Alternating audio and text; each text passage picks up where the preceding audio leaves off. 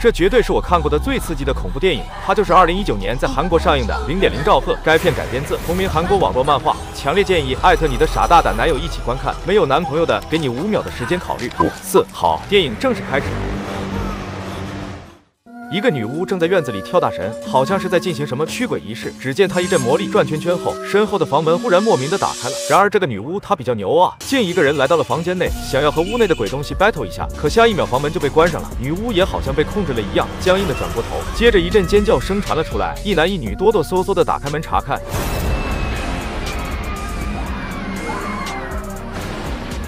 转眼时间来到4年后，某大学的一个小型社团迎来了2名新成员，小美和小帅。此时的他们还不知道，这个叫做0.0兆赫的社团具体是干什么的，只是听说这个社团经常会拍出一些让人震惊的事件，出于好奇，两人才加入的。随着团长的介绍，两人这才知道，原来这是个喜欢研究灵异事件的社团，成员们都坚信人在熟睡时脑电波会降到0.0兆赫，这个频率是人最容易引鬼上身的时候。他们一直都是通过这种方式拍摄一些灵异事件，然后上传到网络上赚取经费。而这次他们的测试地点就选在了4年前巫婆遇害的那座凶宅，于是这个3男2女的作死小社团就踏上了前往凶宅的路。很快他们就来到了一所废弃木屋，这里早已杂草丛生，破旧不堪，几人也不害怕，立马开始四处查看探险。只有小美看着周围阴森的环境感到了些许不安，而且她好像还能看到这里曾经发生过的事一样。接着小美又好像被什么东西召唤，独自来到了后山，在这里她看到了一个诡异的老婆婆，好像还要告诉她什么事情一样。画面一转，小美再次回到了木屋，几个同伴正在喝酒聚餐，小美仿佛受到惊吓一样呆坐在旁边，显得十分不合群。酒足饭饱后，天色渐渐暗了下来，成员们也开始为他们的仪式做准备，装上临时照明和摄像头，在院子里连接上各种仪器，还特意悬挂了一个用于招魂的布娃娃。咱也不知道他们都是跟谁学的这些，不过看这架势，说不定还真能招出鬼魂。接着，金发妹带上脑电波测试仪躺在了地板上，在她周围撒上了粗盐后，他们就开始招魂了。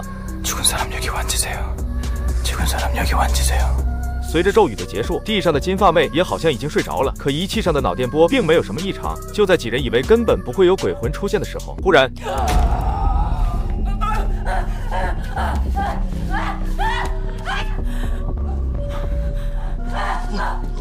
几人立马冲进屋内，小帅负责录像，另外2个男生试图控制住金发妹扭曲的身体。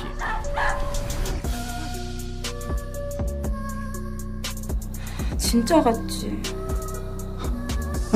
속았지。原来这一切都是金发妹的恶作剧。接下来仪式继续，小美感觉有些不舒服，就找个房间去休息了。另一个成员大壮说要去放水，团长顺势说担心小美，让小帅过去照顾一下。没想到他还是个如此关心成员的好团长啊！可下一秒他就跑到屋内去找金发妹了。好家伙，这小社团还有潜规则啊！另一边大壮放水回来后，看到监控里的团长正在和金发妹卿卿我我，心中那真是万头奔腾。此时天渐渐下起了雨，大壮也只好识趣的打起了游戏。另一边的小帅来到屋里后，看小美好像很痛苦的样子，就陪她一起躺了下来。可小美忽然一把抓住他的衣领，嘴里还不停的说着他来了，他来了。小帅一脸的惊慌，可忽然小美又不说话了，原来有一只手捂住了他的嘴巴，而他背后正是白天在后山见过的那个老婆婆。老婆婆还不停的让小美他们赶紧离开这里，可小美吓得是一句话也说不出来。更奇怪的是，小帅根本就看不到那个老婆婆。与此同时，正在外面打游戏的大壮忽然发现仪器上金发妹的脑电波开始急速下降。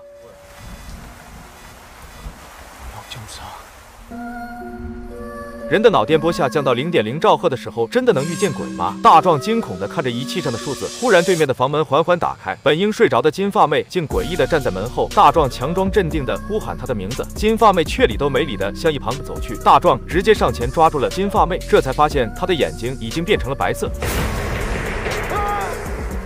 突然间一声惊雷，大壮从梦中惊醒。他原本以为刚才发生的只是一场梦，可一抬头，金发妹竟真的不见了。于是他立马叫醒团长，四处寻找金发妹。两人很快就在另一间房内找到了金发妹，可他不知怎么的，好像被控制了一样，僵硬的转过头，嘴上还不停的说着救救我。就在两人一脸懵逼的时候，金发妹忽然又抽搐了起来，趴在地上蹦起了迪。两人看得正来劲呢，忽然金发妹就被一股怪力拉进了灶台。两人见状，立马开始往外拽，吃奶的力气都用上了，才将金发妹拽了出来。可一张恐怖的脸忽然出现，两人被吓得当场亚麻呆住了，眼睁睁看着金发妹被拉进了灶台深处。接着两人找到了躲在屋里的小帅和小美，团长决定立即离开这里，让小帅先将小美送到车上，大壮去收拾装备，自己则要去灶台里找回金发妹。最后团长在赶回来的小帅帮助下，成功砸开地板，从下面救出了金发妹。好在他还有气，可就在几人回到车上准备回去的时候，一直处于半梦半醒状态的小美说话了，说必须烧掉那个布娃娃才能离开。无奈大壮只好冒着大雨回去处理，可这个傻缺竟不满被众人使唤，将布娃娃扔进灶台后，就又回到了车上。很快几人来到了医院，医生说并没检查出金发妹有什么异常，目前的状态应该是暂时休克，至于什么时候能醒过来就不确定了。随后几人就去休息了，只留下团长一人照看金发妹。可第二天一早，大壮就跑过来说要代替团长，正好团长也饿了，就出去吃早餐了。可团长前脚刚走，大壮就拉上了遮羞帘，迫不及待地趴在了金发妹的面前，不停地说着自己早就喜欢你了。团长那老小子有什么好的？说完便动起了嘴。殊不知此时的金发妹已经睁开了双眼。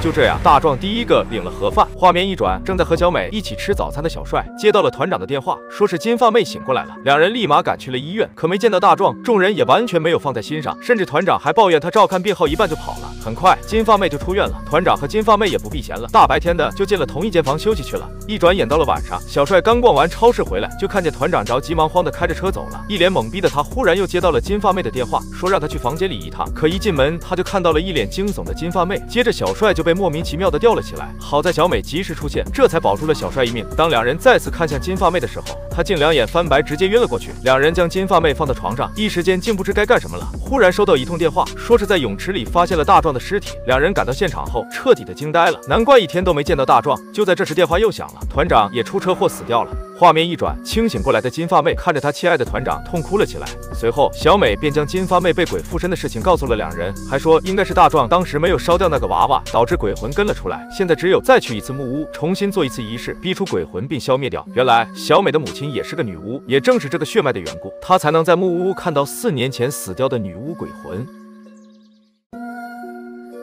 金发妹躺在地上，作为女巫后人的小美，为了逼出附在金发妹体内的鬼魂，将自己的手掌割破，把血滴在了准备好的布娃娃上。等所有准备完毕之后，小美出来告诉小帅，所有的一切都和上次一样，那个鬼魂一定会再次出现的。但是她却告诉小帅，无论等会儿里面发生什么事情，都不要进去。说完便转身回到房内，坐在金发妹旁边开始了仪式。随着她念出咒语，整个房间都开始慢慢晃动了起来。而此时，那个老婆婆也出现在了小美身边，仿佛在助她一臂之力。随着咒语的结束，一切都恢复了平静。外面的小帅也从仪器上看到金发妹的脑电波再次降到了0.0兆赫，看来那个鬼魂应该又出现了。可此时的屋内却异常的平静，小美则不慌不忙地摘掉了金发妹的脑电波检测仪，指着金发妹的脑袋让鬼魂快点出来。见金发妹迟迟没有动静，她就直接烧起了那个布娃娃，鬼魂也终于不装了，坐起身就狂笑了起来。小美见状，立马恐吓鬼魂赶紧从金发妹的身体里出来。那鬼魂怎肯轻易答应，说是他们请我来的，我不出去又怎样？小美也懒得废话，直接拿出柳条枝往她身上使劲的抽打着，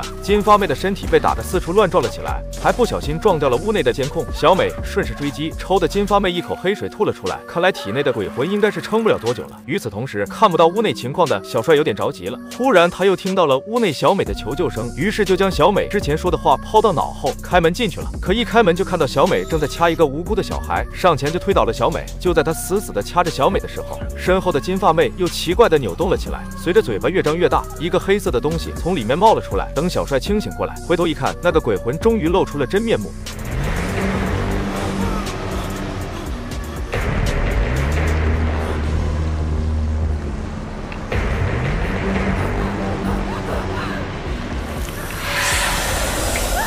清醒过来的金发妹吓得是嗷嗷乱叫，三人哪见过这样的鬼啊，吓得就往外面跑去。可最后面的小帅直接被头发丝绑住了脚，瞬间被拉回了房间，房门也被死死的关上了。小美见状拼命的敲打着房门，嘴上还喊着让小帅烧掉那个娃娃。小帅听到后拼命的抓向娃娃，好不容易抓到了，却被鬼魂拉入了地板下面。小美破门而入时，刚巧看到了这一幕，她透过洞口看向小帅，只见他被数不清的头发缠住了身体，而小美却一点办法都没有。好在小帅拼尽最后的力气，在被附体前点燃了那个娃娃，大火瞬间喷涌而出，小美急忙躲避。可等火熄灭后，她再次看向洞内，里面竟什么都没有。就在她以为小帅也被烧没了的时候，